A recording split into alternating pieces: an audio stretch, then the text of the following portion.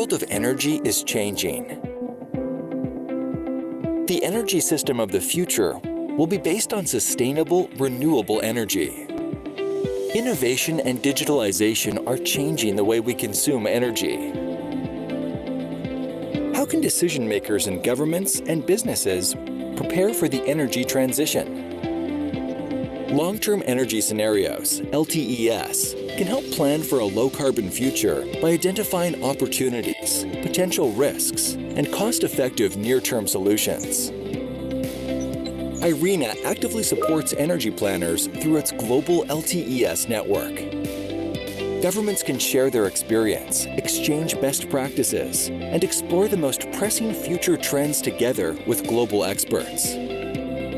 Government institutions and supporting technical agencies can become members of the LTES network. Join us. Contact LTES at irena.org for more information.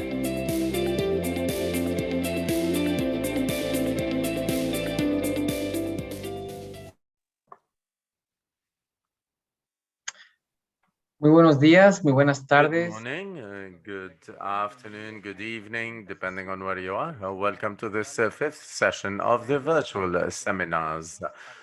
Energy scenarios long-term for a cleaner energy in Latin America. My name is Pablo Carvajal, and I am an official of programs at the Innovation Center of IRENA in Bonn in Germany. And I'm very happy to be the moderator of this session. Firstly, I'm pleased to tell you that there's simultaneous translation to English. You can just go down to your Zoom screen and click. Please use the interpretation button at the bottom of your Zoom window to choose your preferred language. Please make sure you're using the desktop client or the Android iOS application. Si les puedo pedir que pongan la primera diapositiva. Can I have the first slide, please?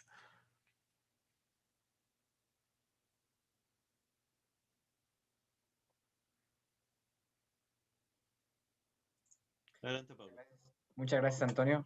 Thank you very much, Antonio. Welcome. This is a joint initiative of IRENA and the Economic Commission of the United Nations for Latin America and the GET.transform program. And this is the fifth session where we will have Argentina and the Dominican Republic.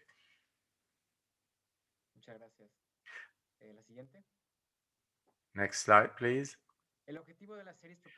The goal is just to offer a platform to exchange experiences of governmental planners in Latin America about the development and the use of scenarios for a clean energy transition. So every 2 weeks, we had presentations of 2 different countries in the region sharing their experiences in the development of scenarios and planning. So we'll have 12 countries throughout this whole series, and we'll have representatives from the different ministries or the national energy planning centers or agencies. So this is the technical forum of energy planners led by CEPAL, and this is one of the IRENA activities that is just working on long-term energy scenarios, LTES network, as we call it in English. So we had presentations of 8 countries in the region, and now we have the honor to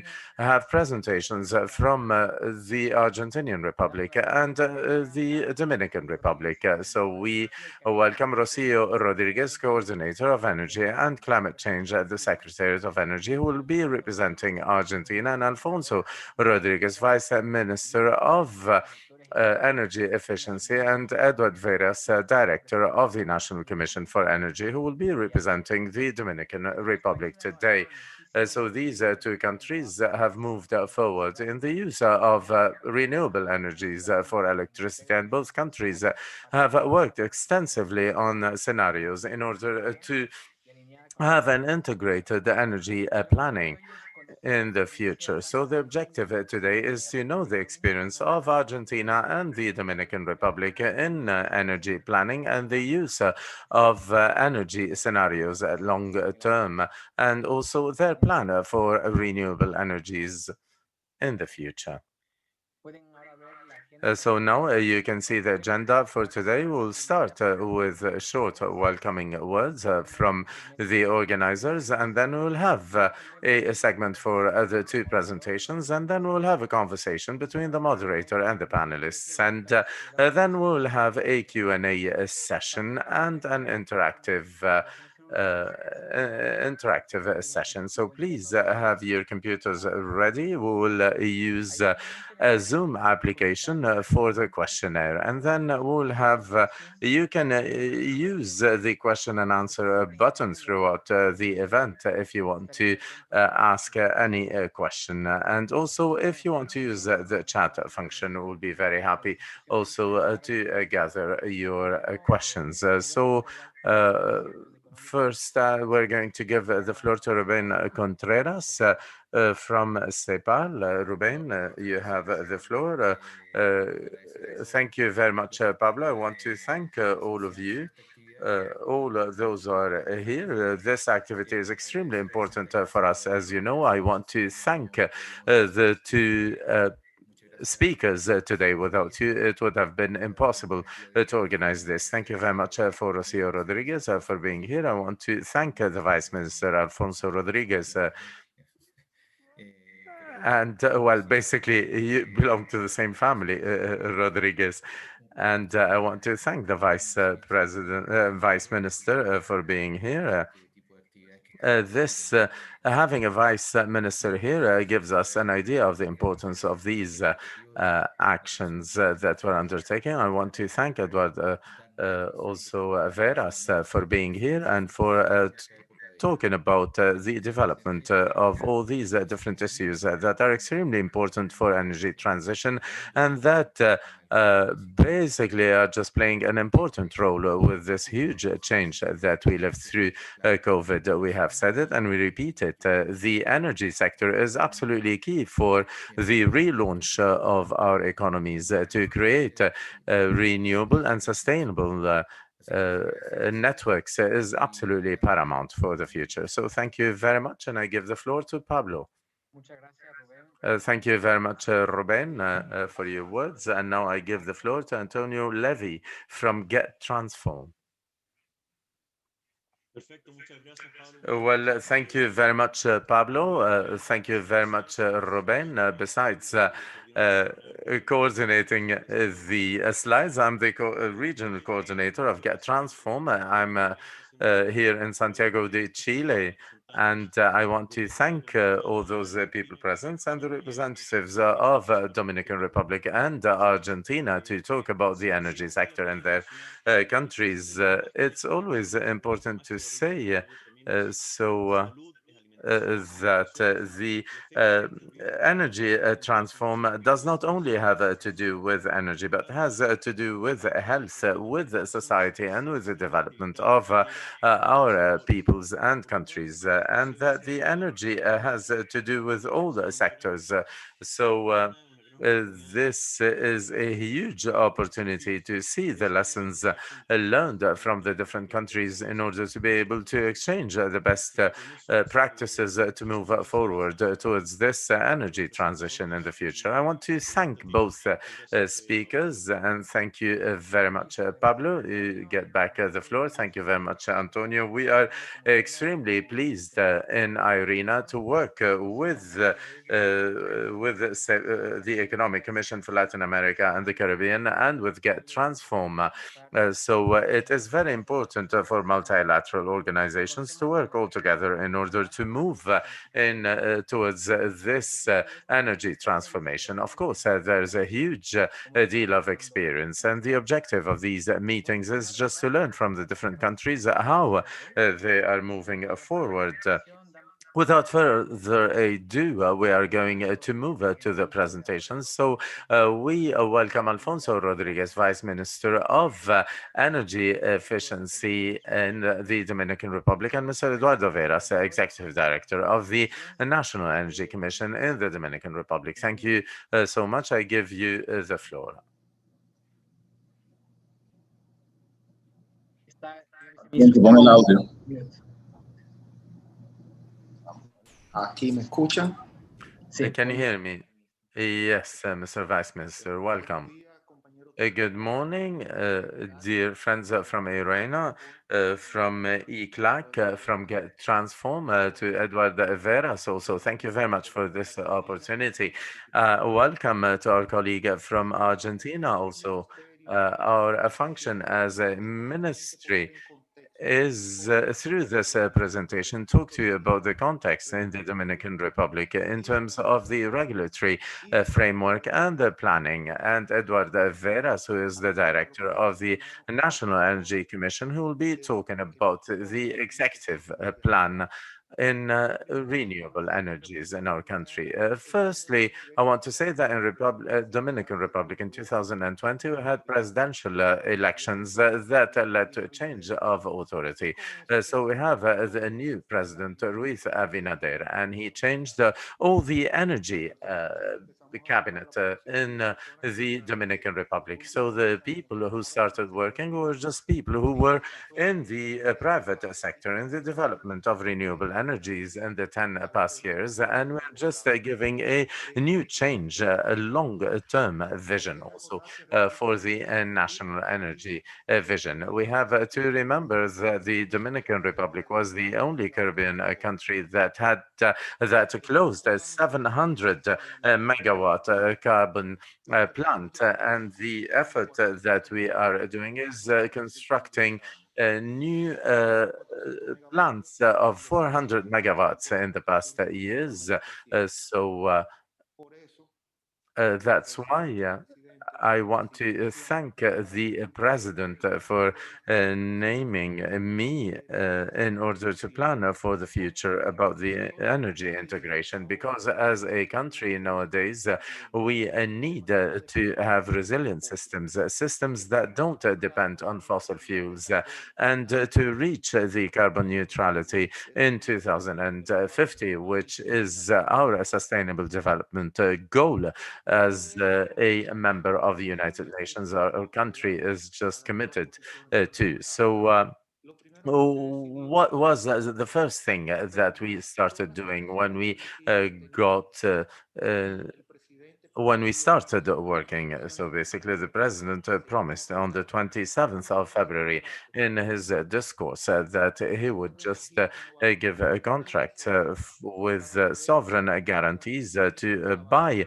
renewable energies to have 500 megawatts in the matrix in the Dominican Republic. But the president also said that we have to flexibilize and agilize all the different contracts. And Eduardo Veras will be talking about this in his presentation in order to make sure that anybody could come and invest in renewable energies in the Dominican Republic, and also to mitigate the impact of carbon. We launched, and it's published on our portal, an international tender for natural gas in the northern part of the Dominican Republic. So the planning that we have is that in 2022 we'll launch the tender for renewable energies in order to reach the sustainable development goals that we have in our national strategy that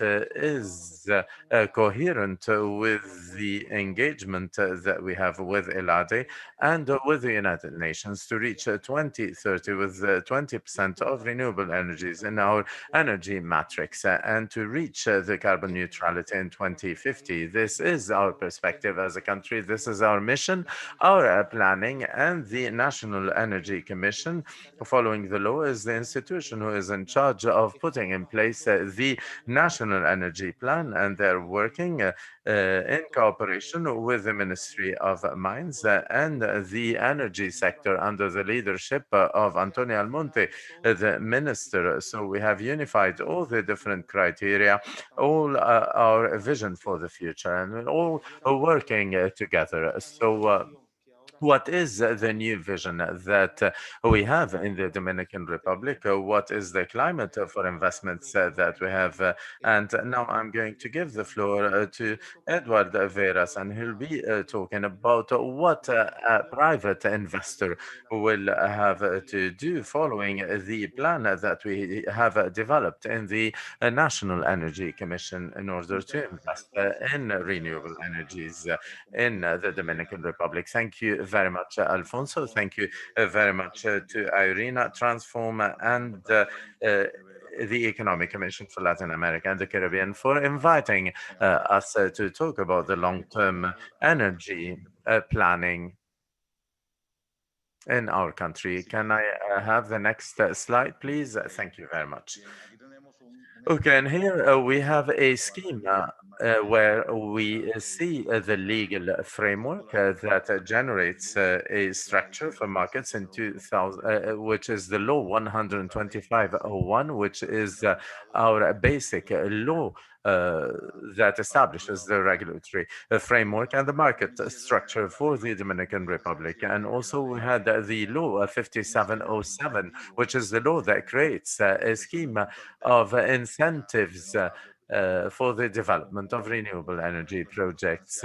And it is a clear regulation that allows the production of renewable energies in the country. Both laws offer competencies to the National Energy Commission. So we are responsible for the compliance with the law 5707 and all its regulation, where we have all the management of the incentive regime. So to propose to the Ministry of Treasury the application of those incentives and all those exemptions to those who follow this law. And the Commission also is carrying out also all the different concessions, and it manages them. So the concessions for the conventional energies, but also the renewable types of energy or the alternative energies. So in the case of the large hydro companies, so we have concessions that are administered by the Commission for Energy. And also our Commission is in charge of the regulation of nuclear applications, but also we have other competencies for putting norms in terms of planning and incentives, such as, for example, an additional law, which is the law 113 for electric vehicles that offers competencies to our commission to offer incentives. And the law 113 creates the Ministry of Energy and Mines, which is which creates our commission, and also giving the presidency of our national system to the Ministry of Energy and Mines and the presidency of the National Energy Commission. And on the right, you have our business model that all new investors can follow. So any new investor can access through a contract. We call them non-regulated users, you and us in Spanish. And also we have the spot market based on the law 125/01, but most of the energy contracts go through the contracting of energy with the state because the state owns the three main energy operators. And Alfonso was just talking about the tenders that the president talked about based on the production of renewable energies. Next slide, please.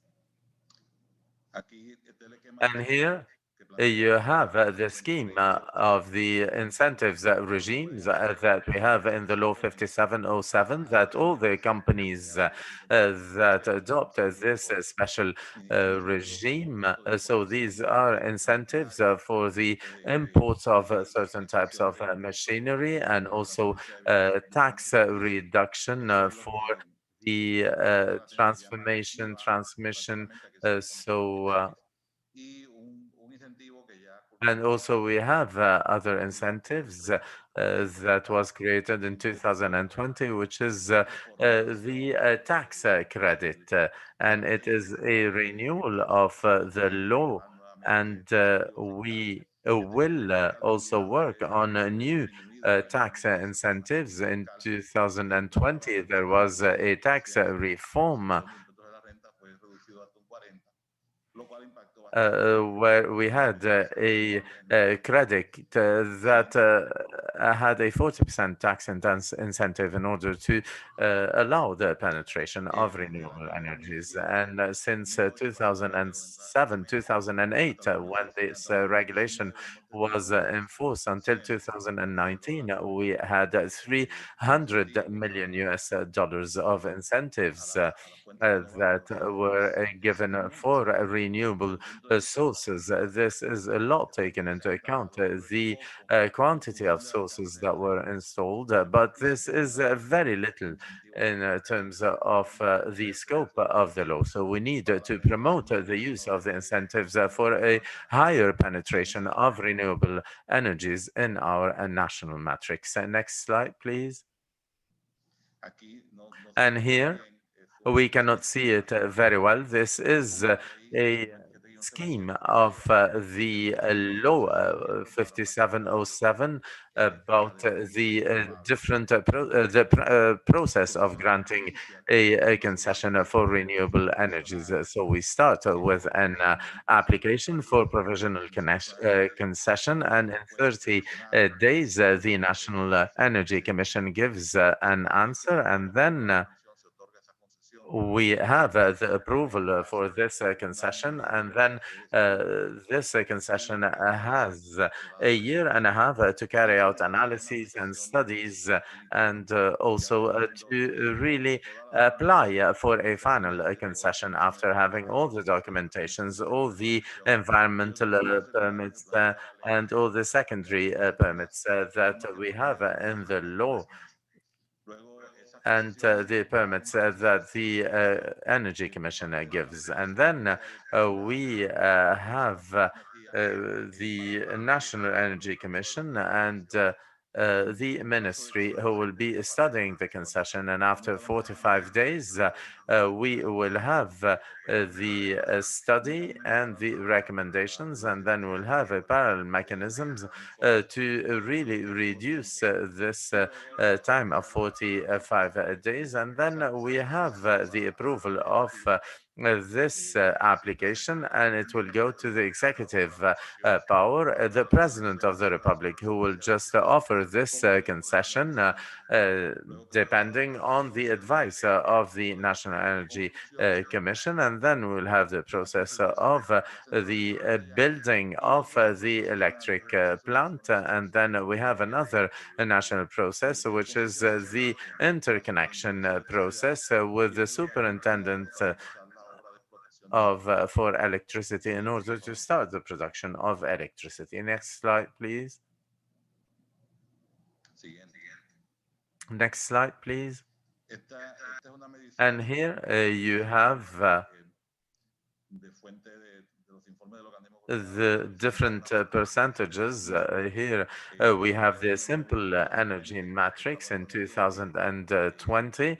From January to November, we had 36% of carbon-based energy. We have 750 megawatts plant based on carbon, and we had a very important investment in a new gasoduct and new plants that started using gas, and they used to use fuel oil. We still have 10.9% of fuel oil, in order to respond to the demand when we don't have availability from other technologies. And between 8 and 9% is the energy that is produced from non-conventional renewable sources. So hydroelectric, you know that our country has very little capacity. So we have 9% of non-conventional, but 15% of renewable if we add the hydroelectric production. And this is the result of the integration of renewables in the past years. And in the next slide, you're going to see here what is the commitment. The commitment is that the 8% that we had in 2020, that we can get to 25% in 2000 and 30% in 2025, which is based on this law 5707 in Article 21, which is a commitment of the Dominican Republic through the Congress to reach this goal of 30%. As Alfonso Rodriguez said, we have the commitment also to reach 30% of renewable energies in 2030. And we have a new planification from 2030 to 2050 to improve this situation. Here you have projects that are following the tender process. So we had a lot of projects of photovoltaic energy, and you know that the wind concessions also decreased because we had a decrease in the costs of investment in solar, and also we have also the electric an electric contract that was given to a private investor. And here you have the detail that we produced in the Commission and in the Ministry. Now we have 14 plants of renewable energies, 491 megawatts, and we have the final concessions or concessions that are getting to the final point. So we have the different numbers in wind, solar, hydroelectric, biomass, and solid waste. And so private or other contracts. So in the next years, we will reach this 25% of alternative energies that we had in our law 57. So in the future, in 2030, we will have provisional 45 concessions that are future projects that represent 2,200 megawatts in capacity, and the technology will help us to generate energy from renewable resources in the future. So thank you very much. And this is what we have today. We have very little time. So what we would be interested in is just to listen to the others. So from the Ministry and the Commission, we will be extremely happy to receive any question and answer to it. Thank you very much.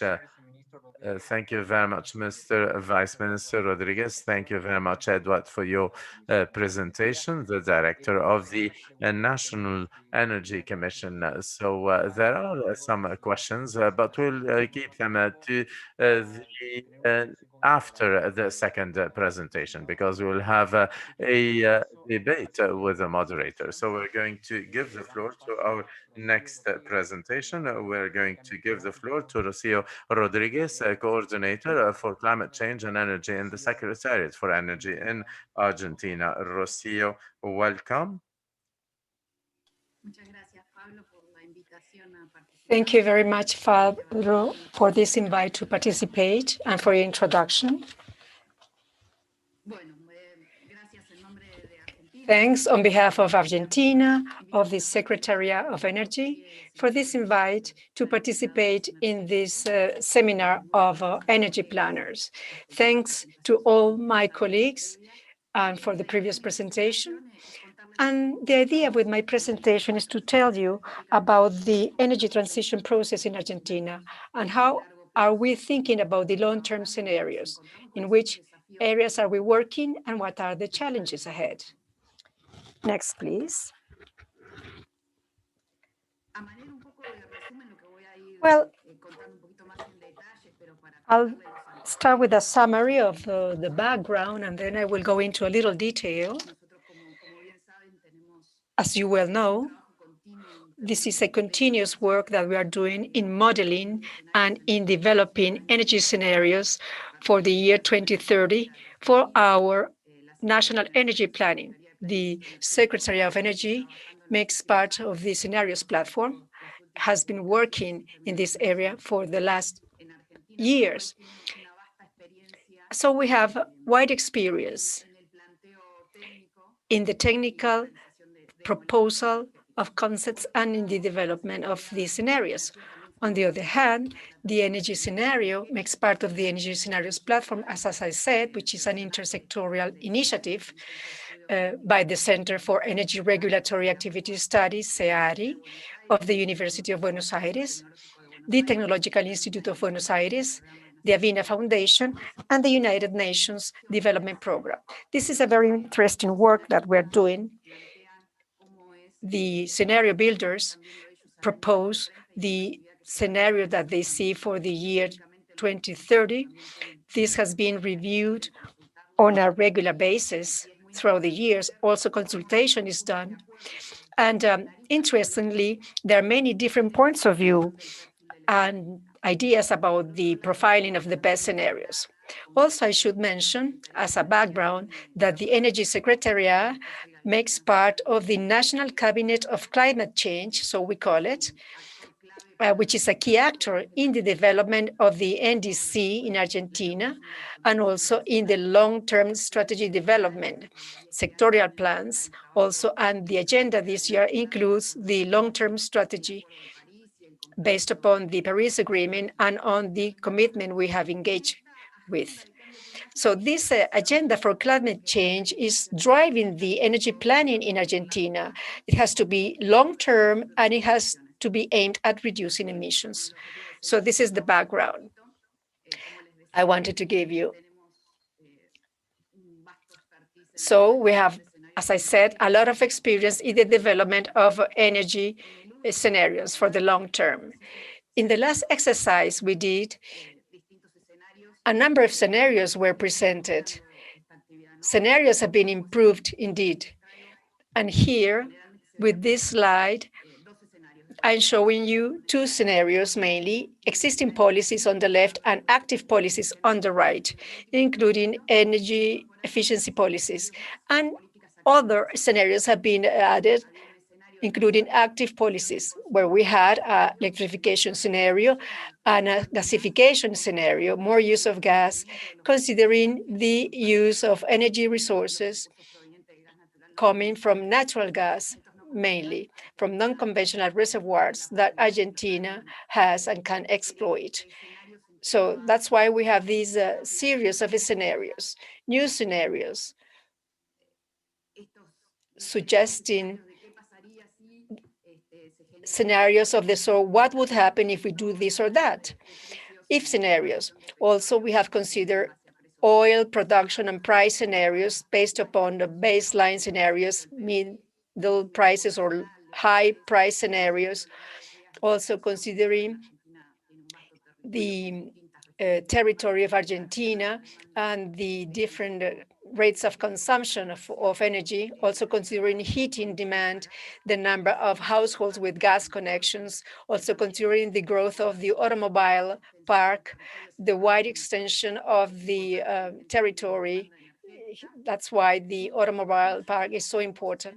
And also energy efficiency policies. All these variables have been considered in these scenarios suggested up to this date. And also new technologies, of course. and energy efficiency policies, as I said, last but not least. So with all these variables, we have developed a number of scenarios, and we have done the exercise. What about, or what if we do not do this or that? Well, as to climate change, next slide, please. This is just to give you some context about greenhouse gas emissions. This is the last inventory that dates back from 2016. Consumption, 364 million tons of carbon dioxide equivalent. That's then for the energy sector, 193 million tons. So here we have the main sectors that are contributing to the emission of greenhouse gases. Here you can see the percentages of the industries: energy 9%, transportation, residential area, industry, electrical energy, and fugitive emissions. So this is for you to understand the different sectors that represent a challenge when thinking of energy transition in terms of decarbonization efforts. And recently, in December last year, 2 months ago only, Argentina announced the new NDC, more ambitious now than the initial one. The idea is not to exceed net emission of 359 million tons of carbon dioxide equivalent by 2030. It's quite ambitious, this new NDC. It goes above the previous goal. So by 2030, we should not exceed our net emissions. Next one, please. Well, let's move away from numbers. Let me show you what is our governance scheme, how we have been working. We have the Energy Secretariat, which is part of the National Cabinet of Climate Change, which has been operational since 2016. After the Paris Agreement, it started working in the development of the sectors plans, particularly energy and climate change sectors. Then this was institutionalized with the Law of Climate Change passed in 2016, which provides that climate change is a policy of the state. And interestingly enough, it provides a structure for the works. It institutionalized also the work that had been done in the past on climate change. As you know, we also went through a change of government, and despite this change of government, since this is a policy of the state, it is an institutionalized governance framework. We continued working in the same direction. Well, so here you see the structure. We have an advisor council. This year, it will be finally established as indicated and provided by the law. And there are 4 levels of work. The meeting of ministers, they develop state policies, let's say in a macro way. Then we have the province coordination working tables. This is to work at the federal level. Then we have what we call the extended table to allow citizens to participate, and also the civil society, in the whole process of development of plans, climate change agenda, nationally determined contributions. This year, we're going to define the long-term strategy. And also, we have the focal issues table. These are more technical tables. They include focus issues suggested by the different ministries. And these tables represent the body. And the table includes 15 working groups. Next slide, I will show you that in detail, the working groups. Next slide. Yes, the idea is to coordinate everything intra and inter-institutionally speaking to allow for public participation. This is why we organize a number of working tables. There you can see, for instance, the energy table, the transportation table, the science and technology table, etc., etc. And a number of ministries participate. All of them participate in the working tables. Then we have what we call cross-cutting tables, such as the one for gender, foreign relations or affairs, risk management, social and environmental integrity. These are cross-cutting tables, we call them so. And so this is how we work in the different tables, depending on the topics raised by the ministries.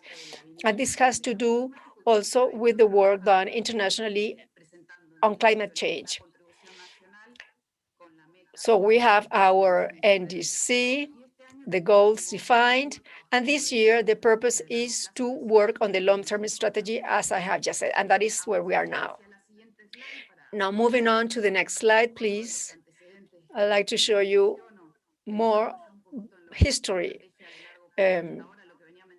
to introduce the vision for 2050.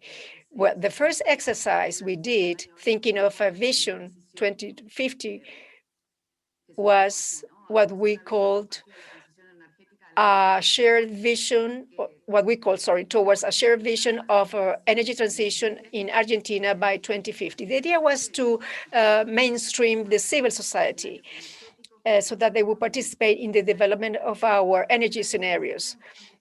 There were a number of aspects to be included.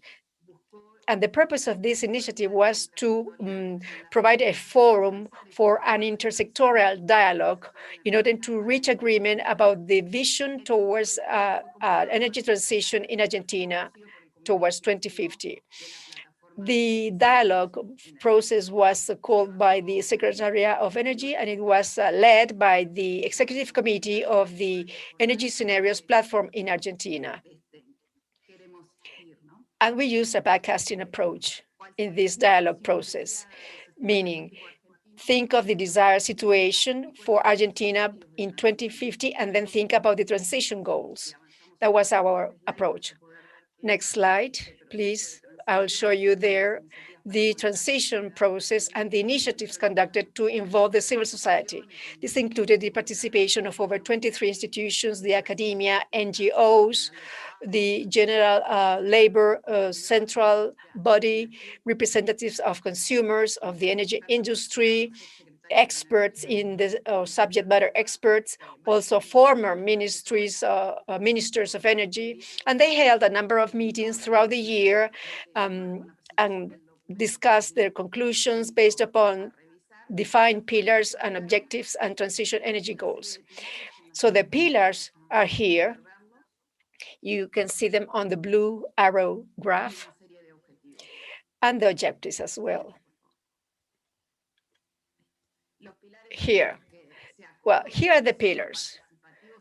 These are the pillars, sorry. You have energy, security, environmental sustainability, efficiency and competition, social inclusion and employment. These pillars will be used to define the objectives. They drive the objectives. So energy, security, to have a full availability, flexibility, diversification of the different sources of energy. Then environmental sustainability is also mainstreamed because we have to think of the climate change problem and the transition process. Then efficiency and competition. This means the need for defining flexible markets that would complement each other and use common energy sources. And then social inclusion and employment. This means that we have to take into account social processes in a process of transition. The energy process has to contribute to the quality of life of the population and also has to take into account technological changes and production means, transportation, distribution, consumption of energy, and because they have an impact either on changes in terms of loss of employment or creation of employment. So all these aspects have to be taken into account in the transition process. So based upon the pillars, as I said, we define the objectives or goals. These are the goals for long-term planning. We call them 5 goals plus 1. There you have them. Inclusive they have to be inclusive, dynamic, stable, federal, sovereign, and sustainable, of course. That's the plus 1. And by inclusive, we mean having access to clean and affordable energy, to promote energy security for the development of social development and environmental social, by also reducing inequalities. social inequalities. Then, dynamic, to generate more efficiency in energy, to favor technological development, has to be stable, meaning prices and investments to ensure energy stability, and also cost-efficient processes for savings and for creation of employment and for the stability of our currency. Federal, we have to take into account the diversity and resources that our territory has, and also the infrastructure that we have and access to that infrastructure, which should result into opportunities in all locations and provinces. Then sovereign, it has to be sovereign because it has to guarantee energy sovereign and sustainable in the middle. That would be a fair energy transition based on the available resources. We should be sustainable. We should, of course, protect the environment, taking into account the reduction of emissions and greenhouse gases, etc. So this is a challenge. This is our challenge. And this is the Vision 2050 we have. This vision with these pillars and goals will incorporate technologies, new technologies, emission-free technologies mainly. We have to consider also storage. We have to think of the participation of NOCs, which could be intermittent if we don't take care enough. Also, electrical mobility will be mainstreamed. The transportation system, as I said, is huge in terms of demand and also in terms of emissions. We also have to consider hydrogen for the development of a national and launching of a national hydrogen plan, because it offers opportunities for the country. Also, we have a wide number of resources in Argentina. We are producing gray hydrogen. We could produce hydrogen of different colors. We are considering the production of blue hydrogen through degeneration, through natural gas, CO2 capture, and thinking of a transition towards sustainable hydrogen sources, of course. Also, we are considering digitalization among those new technologies, and also the capture and storage of carbon. As I said, that's a huge challenge in terms of carbon emissions. Argentina considers natural gas as a transition fuel. Perhaps it will be used as a fuel for the production of hydrogen, but then we have to consider the options of capture and storage of carbon to be able to produce blue hydrogen, in order to consider Argentina as a sound hydrogen provider or supplier. Hydrogen could bring opportunities to Argentina, and not only to Argentina, to the whole world. And Argentina perhaps could place itself as a good hydrogen supplier, thinking that it could be used as an energy vector for the storage of fuel itself, or to help the decarbonization of sectors. We find difficulties in doing this. So at this point in time, based on our long experience and background and sound background in energy planning, based on our work done in the climate energy agenda, and on the work we have done in studying the energy transition and considering the energies we have for the coming years, we are, I think, ready to face these challenges. So this is all I had. I won't take long. I then give you the floor for questions. If you have any questions, I will be very glad to entertain them. Thank you, Rocio. That was an excellent presentation. And I see there are a lot of expectations about Argentina and its transition. Well, now let us have a discussion. Let us talk with our speakers and about the specificities they have pointed out in their presentations. I'd like to start with something that caught my attention in the Dominican Republic. From what Edward said, I found what you said very interesting, a change of vision. And there is a strong component there of the private sector. In IRENA, in our campaign for the long-term scenarios, we agreed that these scenarios are a tool to open up the dialogue and also to send signals to investors, to the private sectors for investment. In this sense, I'd like to ask you something. How is this change of vision taking place in the private sector? Is it having an impact on planning? And what are you doing regarding renewables energy? What is the impact on the long-term scenarios? Pablo, yes, we have had indeed a change of vision, as Engineer Alfonso pointed out. In the past, there was state investment mainly in the energy sector, in carbon, in coal. I mean, that was one of the objectives of the electrical agreement. And this takes me to a question. The state would remain as a regulator, as a facilitator, and then private investments will flow readily. We have started a call for bids to construct 800 megas in the long term to provide energy to the northern area, close to Florida. There we are going to have a onshore gas terminal station and 2 combined terminals. This is going to be a private effort, a private investment. Well, the state will provide the transmission system only. And as to renewables, we have a lot of concessions, and the president has committed to grant agreements on purchase based upon the new law, on the 5707 law and 12501 law. Well, the bids could be done in the auction mode to contract energy in the long term based upon non-renewables. Renewable sources.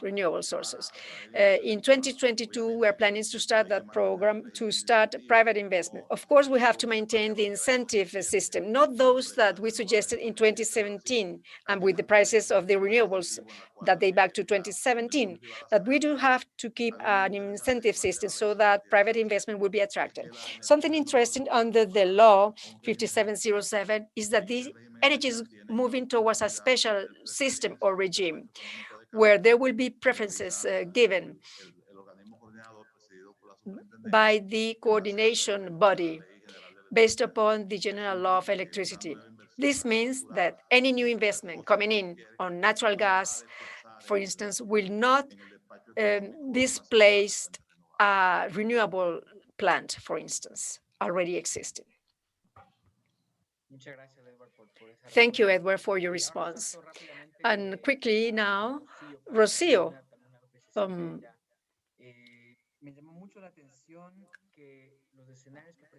The scenarios you presented, Rocio, interestingly, are structured based upon demand.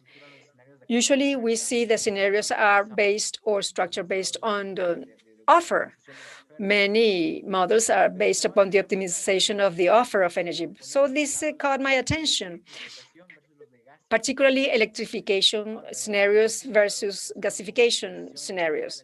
Thinking of electrification with renewable energy, I know, but we know that electricity plays a key role. We can electrify also with natural gas. So natural gas plays a key role in electrification. So share that vision. Why have you structured these scenarios based on demand?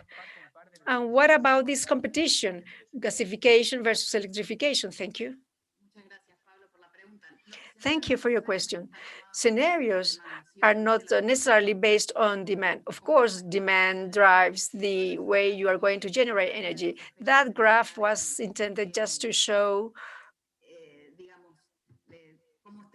how we have set our goals and which are the sectors that drive emissions, for instance, thinking of the energy transition.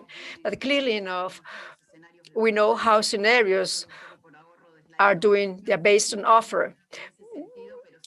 I didn't show anything about safety, but that's the point. The idea was to consider a number of scenarios. That was the idea. If you consider more electrification, the purpose is decarbonization, or if you think of a more gasification scenario, then the possibility is to exploit more natural gas that we have present in all scenarios. The idea is that gas natural becomes a part of the energy offer because I think it is a transition fuel.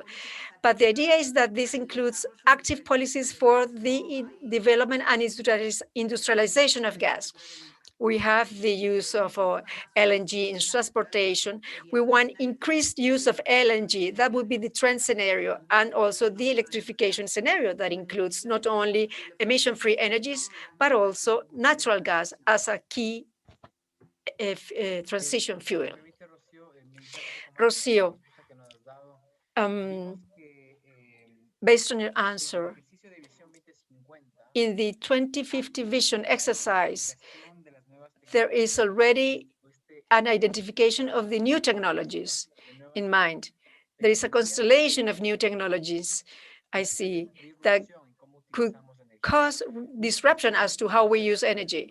Many of the questions that have emerged have to do with how to integrate transition into the scenarios, how to move from this backcasting towards the scenarios. What is the methodology? What tools could be used? How can we do this move?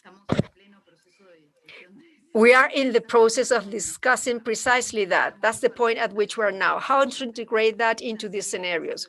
We have a number of energy scenario exercises we have worked on. On the other hand, we have the climate change with the transition going on, and we have a number of disruptive technologies. We have hydrogen, which is very popular now.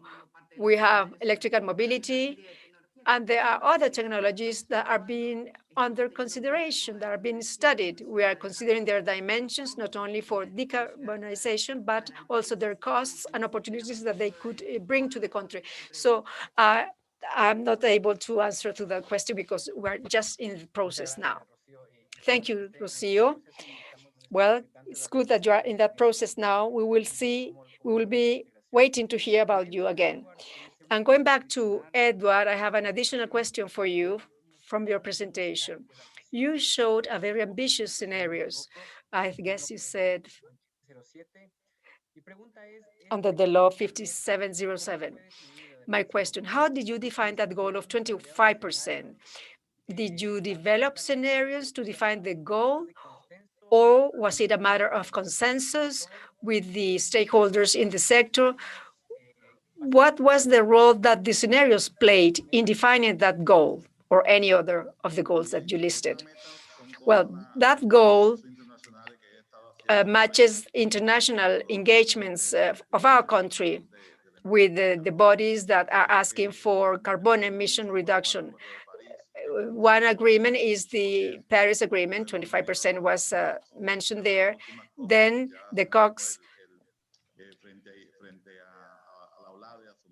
and with OLADE, we committed to increase 30% of renewables by 2030, to increase renewables by 30% is what I meant.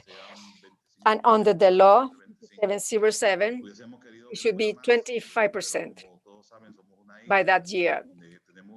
We would have liked it to be higher, that figure, but we are an island, we are kind of isolated. We don't have the inertia capacity that a large system has, such as in Argentina or Brazil. Perhaps with the new technologies, we would be able to set a new goal beyond 2030 and to have then more renewables coming in. Consider our system, it is small and control is very difficult when considering the generation of renewable energies. Thank you, Edwards. We recognize that the Dominican Republic is different from the other countries that we have had here so far. You have a network with a given size, distribution sometimes fails. It's a big challenge for you to have increased fractions of renewable energies intermittently. So we understand. However, you have some features that could be used. Some scenarios could be developed to represent that. Well, I'd like to take questions now from the audience. We have a question from Rocio. Tema de energía y producción. ¿Cómo se el nexo entre energía y producción? Porque depende mucho. What is the nexus with production? Because there's a retro-feeding link. In energy. So can you really elaborate a little bit more? In Argentina, what are you doing in that sense? This is a huge challenge for Argentina in terms of energy offer. And as I showed you, the industrial sector is very important in terms of demand. So that's why we need to work together. And also in our bureau, basically, we are just working in all this in how to reduce the emissions in the industry sector and also the participation of the industrial sector in the production of clean energy and in energy efficiency. Of course, we have to work. It is a work in progress, basically. I just didn't give you any final results. So basically, we're just thinking about how we are going to undertake this structural change between now and 2050. And also we have Mr. Vice Minister Alfonso Rodriguez. Do you have anything that you would want to mention? Do you want to respond to anything Edward or Rocio said during the debate? When we were talking about the matrix, so we have international engagements and commitments, basically, in order to follow the 7, 8, 11 objectives, sustainable development goals, basically. We need to find a balance between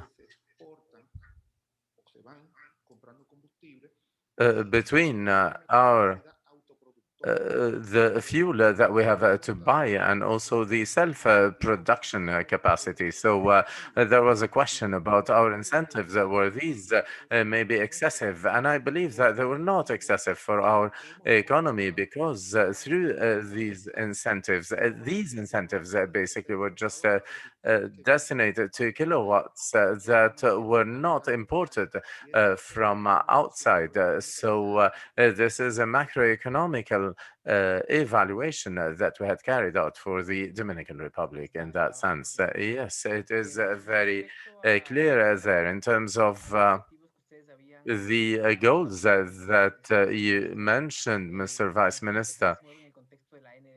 And in the context of the national contributions like Argentina presented or the long-term objectives, what are the challenges in the Dominican Republic in terms of these NDCs and the low carbon emissions? We are just talking about carbon neutrality, these net zero scenarios in 2050. What are the challenges in the Dominican Republic in terms of those scenarios, not only for the electrical sector, but also for all the energy system? Well, our main problem here is that we are an island.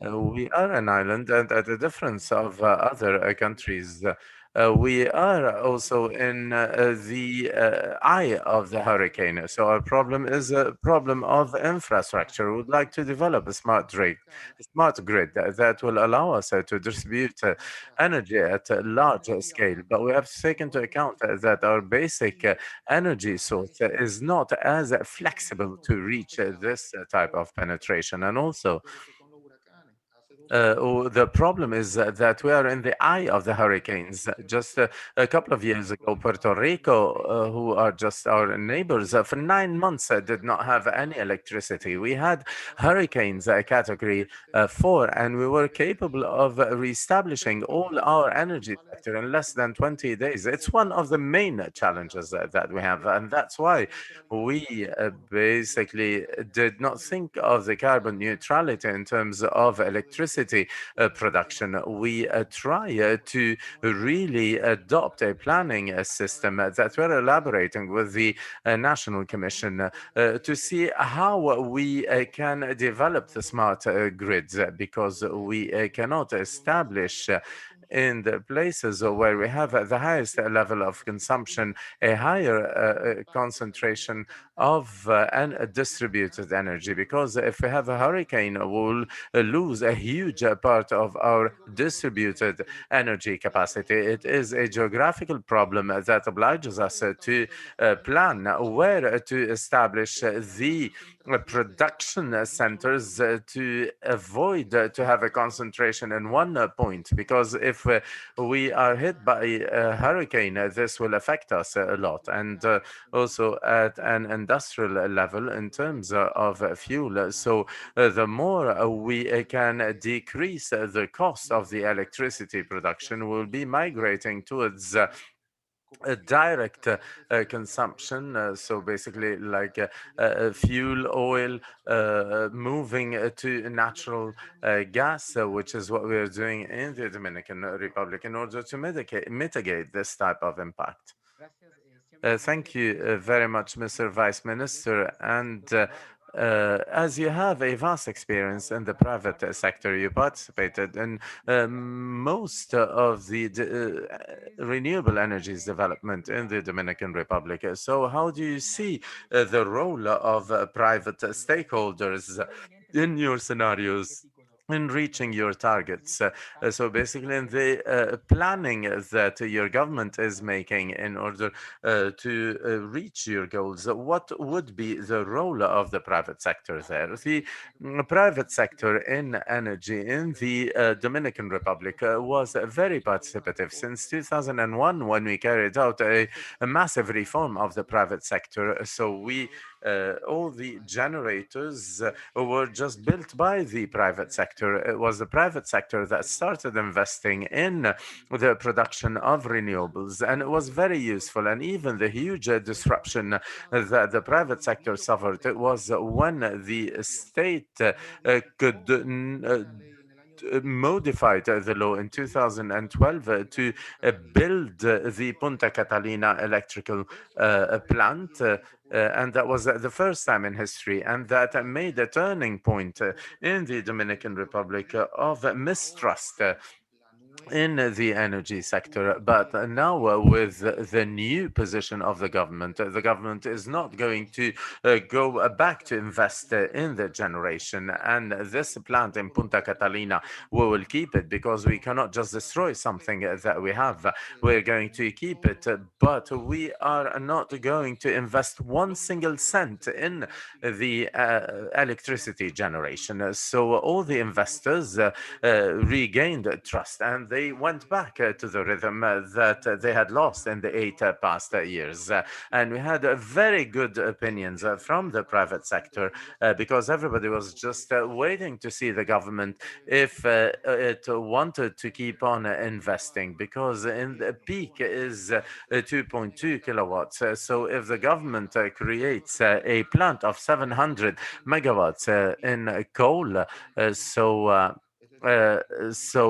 if we keep on having a government investment, so the private sector will think that there's a monopoly or a disadvantage, and the government just told them that this will not be the case. And now that we have, since 2 weeks, we published the tender for the gas plants in the north that are called Manzanillo. We have received in only 2 weeks more than 20 applications of 20 different investors to participate in this public tender. Thank you very much, Mr. Vice Minister, for this very comprehensive response about the private investment in the Dominican Republic. It's very interesting to take into account this in planning in order to attract investments. And there was a very positive change in the Dominican Republic in that sense. Rocio, to go back to what you said, I want to move on from the most institutional participative part. You just talked about a huge action in Argentina to reach the Vision 2050, a number of visions for 2050. My question is, how can you create a consensus? I am sure that there are many sectors, many actions that could be contradictory. So, how can you reach a consensus in a long-term planning process? How can you unify the different narratives in different sectors, basically, who are just obliged to work together? It's very interesting, actually, because it's not easy to reach a consensus. But when I was talking about the platform of different energy scenarios that we develop, we see that different stakeholders have different profiles. They have different points of view, but they have points of encounter. So 2050 was based on these points of encounters. We had different work groups. In 2018, we had different groups in order to reach final results. In 2019, to reach certain pillars, objectives that were the object of a consensus in order to move in our energy planning long term. And we are just in this process now, and we are working on the governance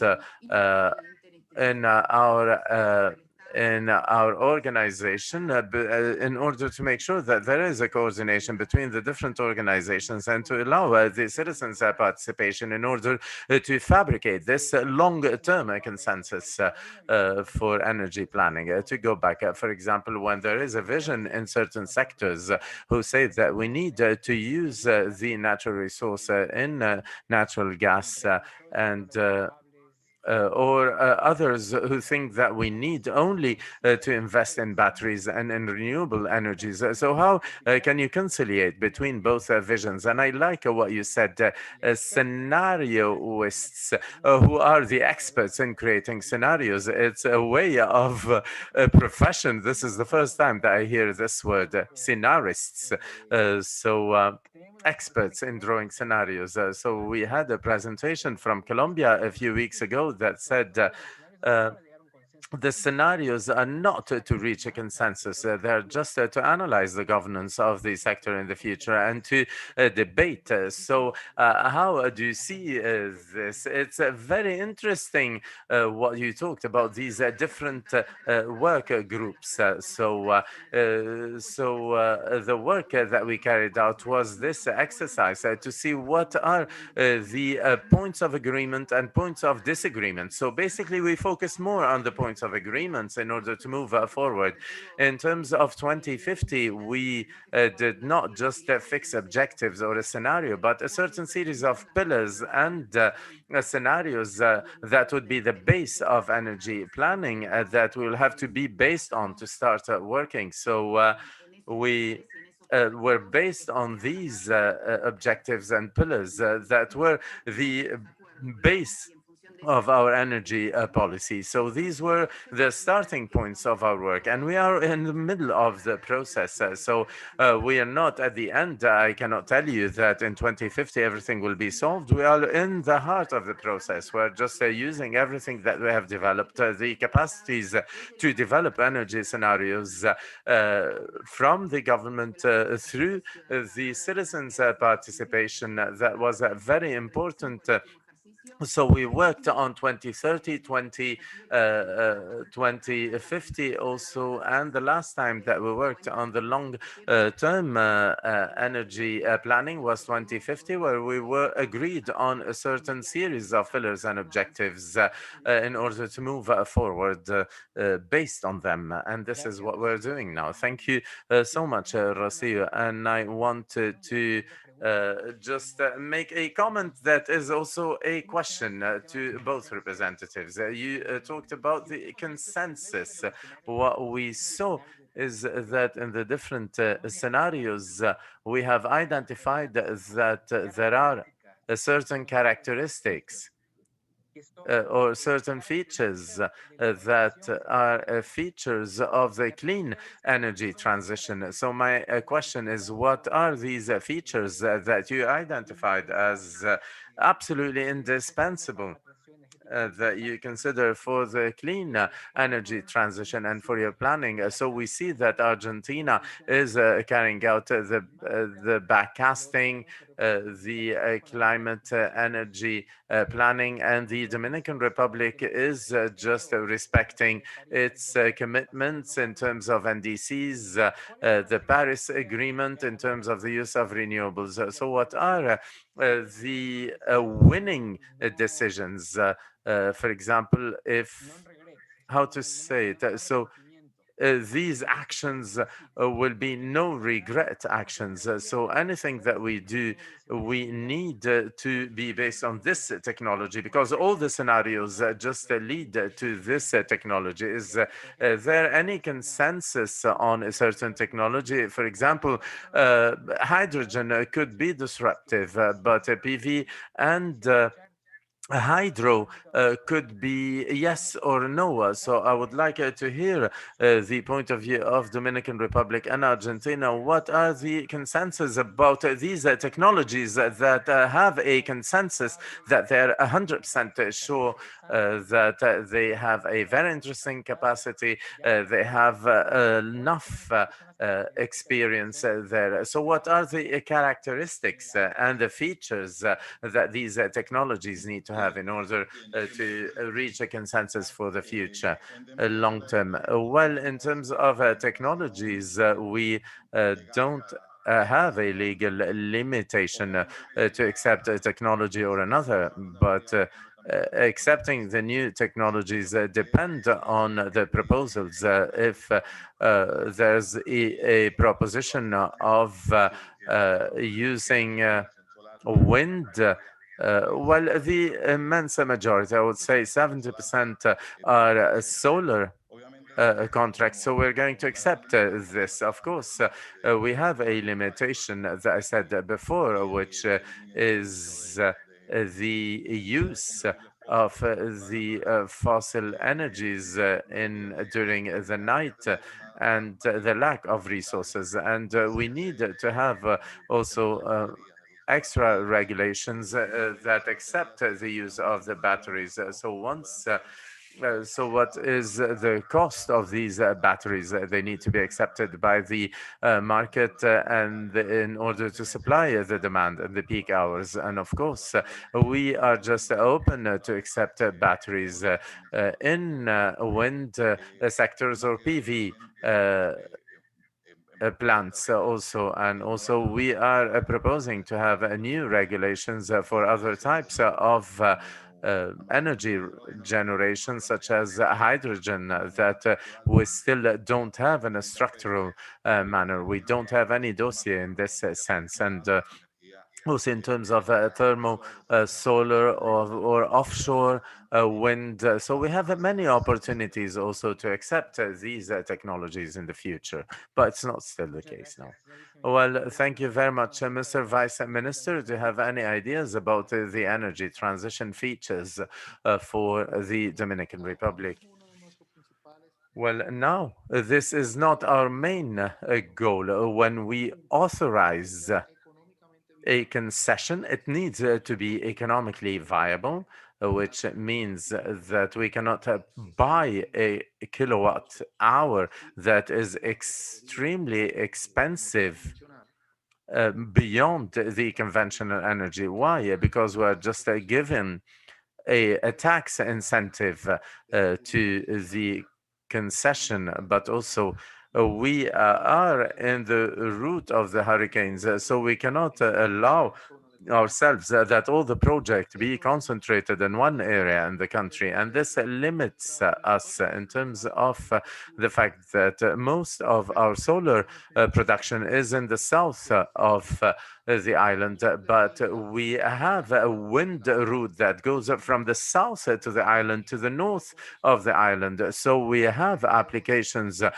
for wind parks in the south, and also we have applications for the north of the island, and for just geographical security, because the first wind farms we had were in the south. We have 200 kilowatts in the south, so we're going to pay a little bit more in order to make sure that the next farms will be in the north to avoid this concentration in one area that will be under this climatological risk, because we have the problem of the hurricanes that affect us, and we have to forecast and make sure, and even for the investors in terms of insurance, etc., this will affect them.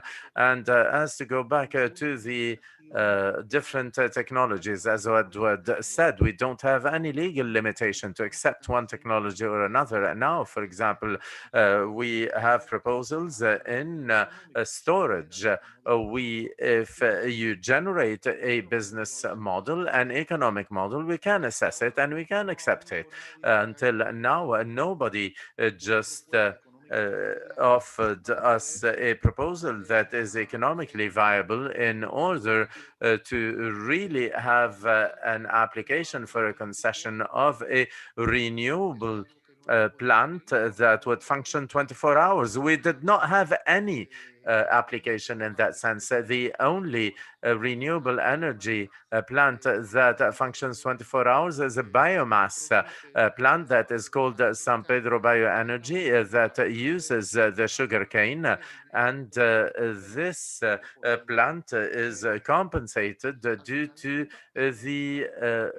the power that it produces because it uses the sugar cane and it works 24 hours a day. But we did not have any PV or wind applications or any other technology. We did not evaluate or, for example, I don't know, like in Spain, you have a compensation with hydro also, but in the Dominican Republic, we did not receive any application in this sense. So thank you very much. Rocio, do you have any other ideas about the energy transition features that you have for Argentina? Well, the characteristics that we're thinking for the energy transition is to use all the resources that we have in the country in terms of the electricity matrix that we have. We have hydro resources, non-conventional energy sources, the solar also with hydro, biogas, nuclear energy also that we have in our matrix, and natural gas as I said, as a as a transition fuel. fuel. And also in the internal offer, we have the participation of biofuels. And for the future, based upon the pillars and the goals, and the 5 goals plus 1, we have to start planning for energy considering all the resources available in the country. Of course, we will try to see which one is the best, the optimum energy mix to ensure a transition that will be based on the fulfillment of the goals I have listed. Anything else? Anything that you would like to add? Electrical mobility in Argentina, gas mobility. What is the most important topic as to mobility?